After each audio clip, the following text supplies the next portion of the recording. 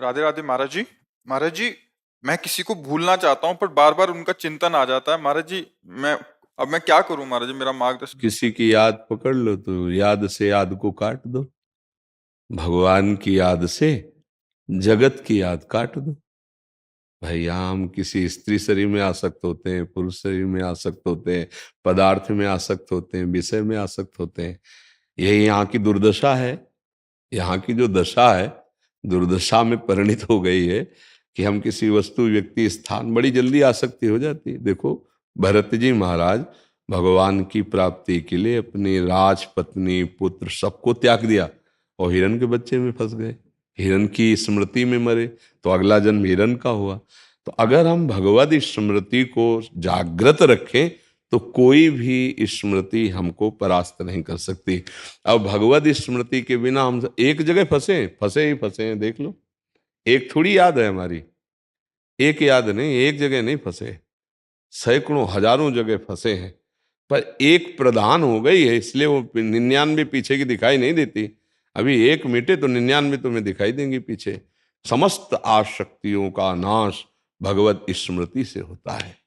यस्य स्मरण मात्रेण जन्म संसार बंधनात् विमुच्यते नमस्तस्मै विष्णवे प्रभु विष्णवे।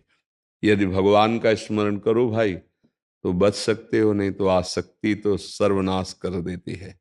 कोई भी आसक्ति हो, सर्वनाश का मतलब मानव जीवन मिला है भगवत प्राप्ति के लिए और वो ना हुआ तो सर्वनाश ही हो गया।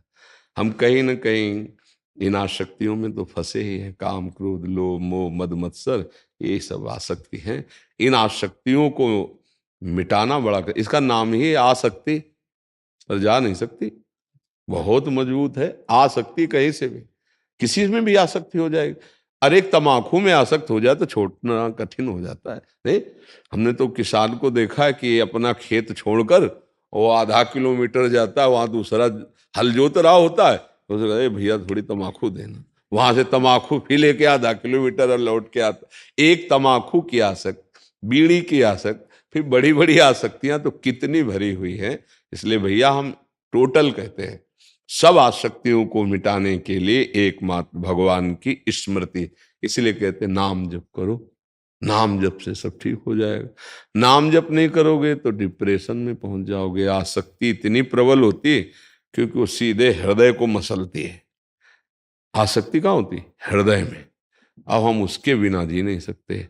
अच्छा, जिससे आसक्ति की वो नाशवान है, चाहे शरीर हो, चाहे पदार्थ हो, चाहे पद हो, चाहे वस्तु कुछ भी हो, यहां जगत का सब नाशवान। अच्छा, खास बात, हम आपसे आसक्ति कर रहे हो, आप तीसरे से आसक्ति कर रहे हैं, अब और बुरी दशा। लइए, हम आपके बिना नहीं जी सकते और वो हमसे कोई मतलब नहीं, वो दूसरे के बिना नहीं जी सकते। ये है माया का चक्र कि हम जिसे देखकर जीना चाहते हैं वो हमारी तरफ देखना ही नहीं चाहता। अब क्या करें? इसलिए थोड़ा उठो। तुम भगवान के अंश हो। ऐसी स्मृतियों में मत फंसो जो तुमको इतना नष्ट कर दे कि तुम अपने जीवन को ही हार जाओ। इसलिए नाम जप करो, सत्संग सुनो, और आसक्ति का मोड़ किया जा सकता है। आसक्ति का मोड़ किया जा सकता है। जैसे नदी है, आप उसे रोक नहीं सकते। अब उसके लिए पहले नहर निकालो दोनों साइड से, फिर आगे चल के बांध लगा दो, रुक जाएगी क्योंकि उसका पानी निकलने। अब आसक्ति को सीधे रोका नहीं जा सकता, उसको मोड़ दो भगवान की तरफ। नाम जपना, भगवान नाम कीर्तन करना, भगवान की चर्चा सुनना, भगवान की सेवा करना, भगवत भक्तों से मिलना, तो हमारी आसक्ति मुड़ जाएगी। एक धनुर्दास जी नाम के महापुरुष हुए हैं। वो अपनी पत्नी में बहुत आसक्त थे, बहुत सुंदर पत्नी थी, और इतना आसक्त थे कि अब जैसे बाजार जाना है सामान लाने, सब्जी और या, वो नहीं जाते थे। हाँ, अब पत्नी जाएगी तो वो छाता लेके चलते थे कि धूप न लग जाए, और बैक चलते थे। पत्नी ऐसे चल रही तो छाता लिए ऐसे, मतलब आसक्ति है।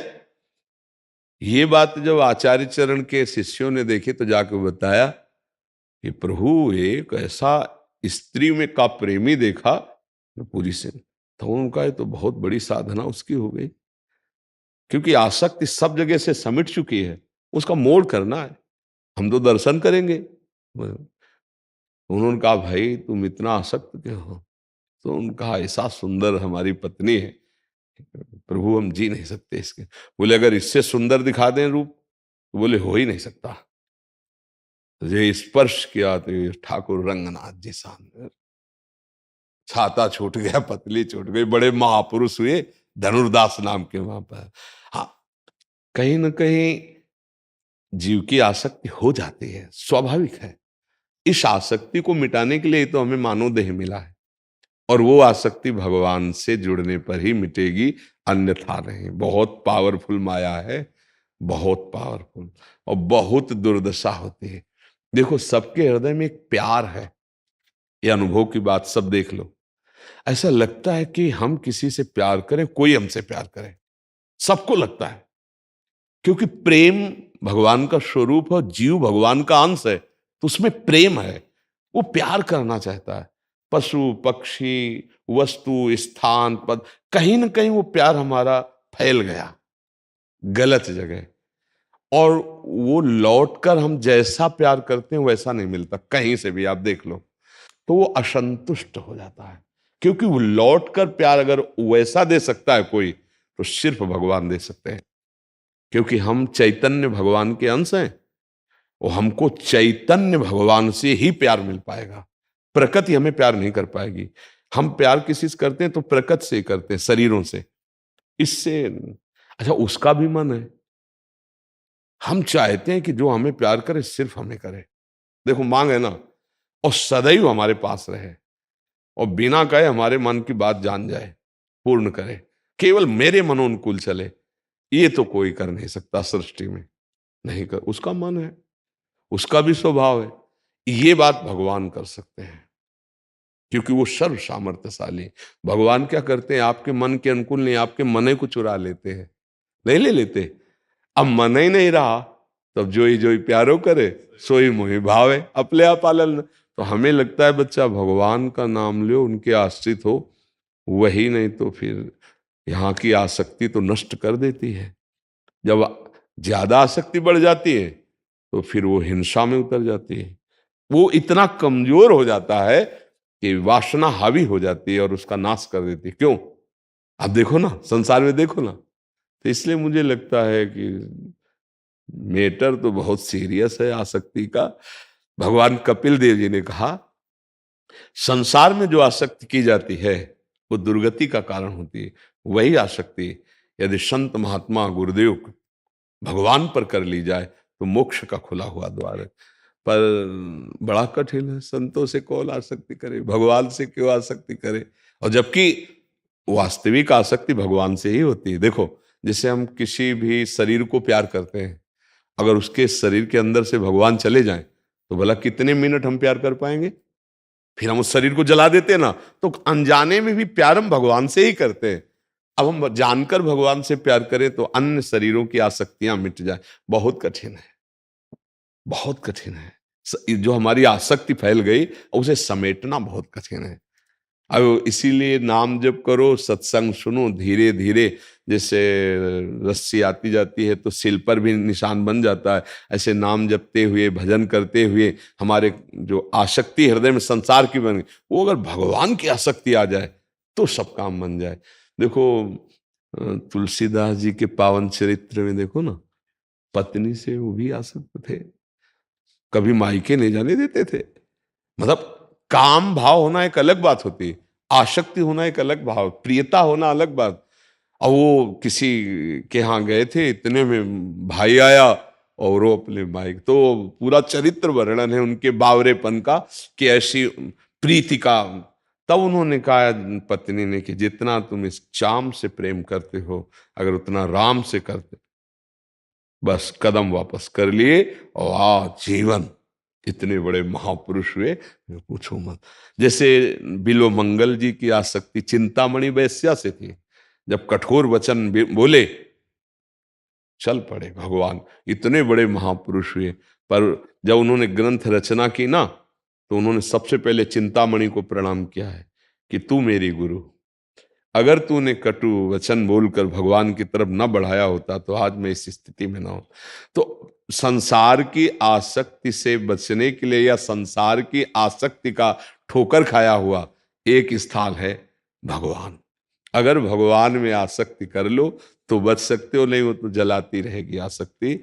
बहुत ही कष्टप्रद आसक्ति होती है। और ये माया का खेल है कि हम आपसे प्यार करेंगे तो आप हमसे वैसा प्यार नहीं करेंगे, आप इधर देखेंगे, और ये बात जब हम देखेंगे तब हमारे हृदय में आग लगेगी, जलेगा। यही दुर्दशा माया करती है। वही लिखा कह रहे उसने मेरे को धोखा दिया। तो हम भाई वो तो बता रहे हैं आपको, चाहे लिखो चाहे न लिखो माया का जो खेल है ना, तो वही है भाई। इसलिए जहां से धोखा नहीं मिलेगा वो एक स्थान है भगवान। महर्षि आप कह रहे हैं कि प्रभु में आसक्ति हो जाए तो उसका प्रारंभ का नाम जप और सत्संग।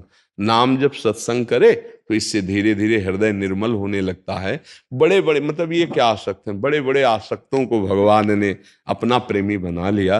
तो इसलिए हमें एक ही उपाय लगता है, भगवान का आश्रय ले ले, वो करुणामय हो, नाम जप करे राधा राधा राधा राधा राधा। तो प्रिया जो बहुत करुणामयी कृपा करेंगी, आसक्ति हट जाएगी। नहीं तो बताया नहीं कि आसक्ति का बड़ा प्रबल स्वरूप है।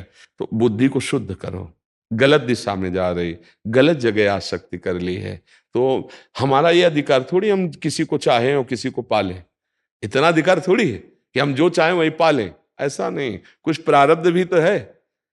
आपकी चाह के अनुसार आपका तप भी होना चाहिए, भजन भी होना चाहिए, सामर्थ्य भी होनी चाहिए। नाम जब करो और यथालाभ संतोष सदा, तो भाई बच सकते हो। नहीं फिर आगे का जो रास्ता है वो बड़ा भयावह है।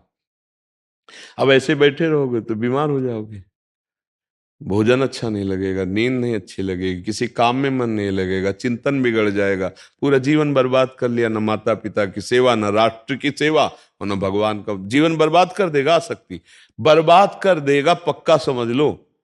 वो अंदर खोखला करता चला जाएगा, आसक्ति है, खोखला करते चले जाए, और आपको वो माया मिलने नहीं देगी। बड़ा विचित्र खेल है। इसलिए बहुत संभल के नाम जप करो, भगवान के आश्रित रहो। बड़ा भयावह संसार, बड़ा भयावह है। तो सामने वाले की स्थिति क्या है, तो हमें लगता है थोड़ा अपने प्यार को कंट्रोल में करे, शासन में ले अपनी वृत्ति को। ऐसा नहीं कि हम जिसको चाहें उसको प्राप्त कर सकते हैं, ऐसा नहीं है। हाँ, कभी ऐसा संयोग होगा तो आगे तुम्हारा जिससे संयोग होगा भगवान दे देंगे। आसक्ति थोड़ा बचा के करे, ऐसा नहीं कि चित्त को ऐसे खुला बाजार में फेंक दे। ये संसार बाजार है, तुम्हारे मन के अनुसार कोई नहीं चलेगा। बहुत सावधान रहो। क्यों बच्चा?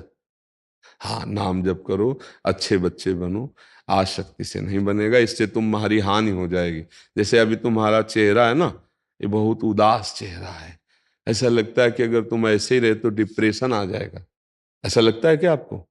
हाँ, इसलिए ऐसे नहीं, अच्छे बच्चे बनो। कोई बात नहीं है, तुमसे गलती हो गई, उसको स्वतंत्र जीने दो अपना, जहां जिसका भाव। कोई अधिकार थोड़ी हमारा किसी पे, ए भाई, किसी पे अधिकार थोड़ी। तो आप दूसरा रास्ता चयन करो, भगवान का आश्रय लो।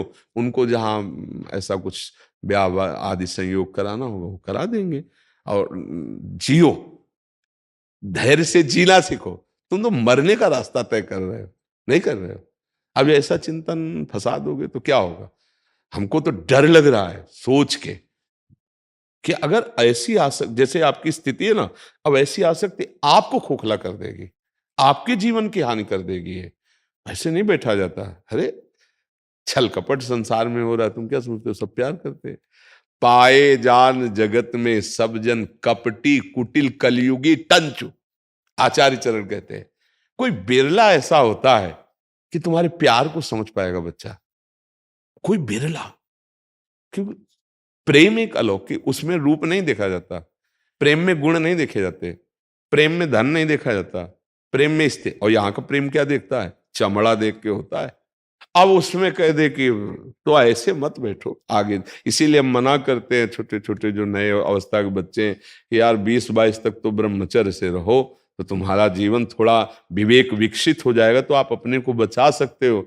नहीं फिर ऐसे जैसे ज्यादा उत्साहित हो जाते हैं ना बच्चे, तो वो हाथ में टेटू लिखा लेते हैं, नहीं हो, और फिर कहते नाम नहीं वैसे, और फिर कहते हैं हम कि तुम्हारे प्यार में तो बोले हम ऐसे शरीर को नष्ट कर ले, तो दुर्गति हो गई, जीवन नष्ट कर दिया, कुछ लाभ मिला क्या? उसका क्या है? थोड़ा सोचो, अपने जीवन को थोड़ा विकास पे लाओ, विनाश पे क्यों ले जा रहे हो? आज का जो समाज है वो समझ नहीं पा रहा विकास किस में होगा, उन्नति किस में होगी। बच्चा, तुम भगवान की कृपा से यहाँ आ गए हो तो आज से सुधार करो। छल कपट को प्यार मत मानो। ये संसार छल कपटी, अगर तुमसे दोस्ती की होती सच्चाई से तो भला ऐसा कैसे होता? तो सच्चा दोस्त तो मिलना तो बहुत कठिन है, वो भगवान मिलाते हैं। तो भगवान का भरोसा करो, उसका भाव छोड़ दो और नाम जप करो, राधा राधा राधा राधा। ठीक है, नाम जप करो जी।